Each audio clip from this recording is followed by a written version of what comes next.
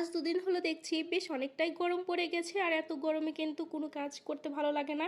তো এদিকে স্নান করে নিয়েছি, এরপরে আমি সিঁদুর পরে নিব। আর মেয়ে আজকে পূজা করেছে, যেহেতু মেয়ে পূজা করেছে আর আমি ঠাকুর প্রণামটা সেরে নেব। আর এদিকে আমার পুচকুটা কি জ্বালাচ্ছিল, আমি যেখানেই যাই না কেন ও সব সময় আমার পিছে পিছে যাবে, একদম মুরগির বাচ্চার মতো। যাই হোক, আমি এদিকে ঠাকুর সেরে নিলাম, তারপর মেয়েকে প্রসাদ দিয়ে দিলাম, আর দুপুরে যে রান্না বান্না সেগুলো সব কমপ্লিট করে নিলাম।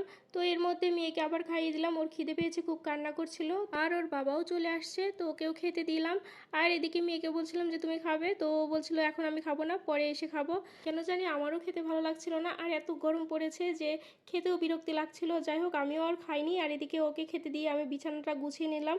তো এর মধ্যে ওর খাওয়া হয়ে গেছে, তো তারপরে আমি একটু বসে টিভি দেখছিলাম। আমি খুব কম টিভি দেখি, মেয়ের জন্য তো আমি একদমই টিভি দেখতে পারি না। আর দেখো, এদিকে একটু টিভি দেখছিলাম, ও খুবই অত্যাচার করছিল। তো যাই হোক, এরপরে মেয়ে বলছিল যে মা আমি পড়তে যাবো, আমাকে চুল বেঁধে দাও। তো তারপরে ওকে চুল বেঁধে দিচ্ছিলাম, মেয়ে পড়তে চলে গেল, আর পুচকুটাকে আমি ঘুম পাড়িয়ে দিলাম। তো আজকে ভিডিওটা এখানেই শেষ করছি। তোমরা ভালো থাকো, সুস্থ থাকো, নেক্সট কোনো ভিডিওতে আরো অনেক গল্প হবে।